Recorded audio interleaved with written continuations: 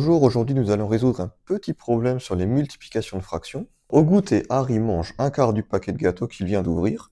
Son copain Ron mange les 2 tiers des gâteaux restants du même paquet. Il reste alors 5 gâteaux. Combien y avait-il de gâteaux au départ dans le paquet? On va déjà retrouver les éléments essentiels de l'énoncé. Harry mange un quart. Ensuite, Ron mange les 2 tiers qui restent. Et on sait qu'à la fin, il y aura 5 gâteaux. On n'a aucune information sur ces 1/4, ni sur ces 2 tiers des gâteaux restants. Par contre, on sait qu'il y a 5 gâteaux à la fin. Donc la question est de savoir quelle proportion représente ces 5 gâteaux. Justement, il s'agira du contraire de tout ce qui n'aura pas été mangé. On peut se faire un petit schéma. Harry a mangé un quart, donc on peut dire que Harry a mangé tout ça. Puis Ron, comme il mange les 2 tiers de ce qui reste, il aura donc mangé 2 cases sur les 3 qui restent.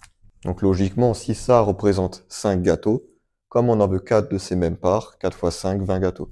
On va le résoudre à présent à l'aide d'un calcul. Comme Harry a mangé un quart des gâteaux, on va pour l'instant noter un quart. Ça veut donc dire qu'il en reste 3 quarts.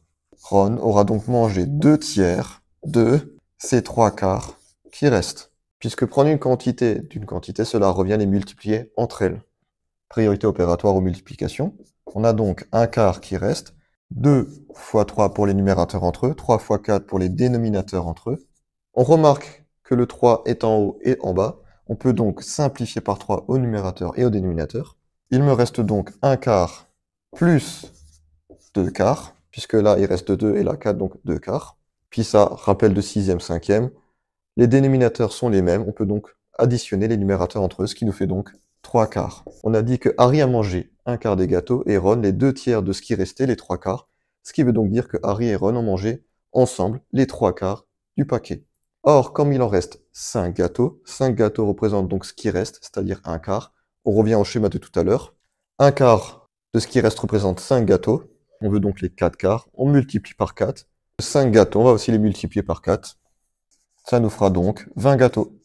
Conclusion, il y avait donc 20 gâteaux au départ dans le paquet. J'espère que cette vidéo t'a plu et je te souhaite une bonne journée.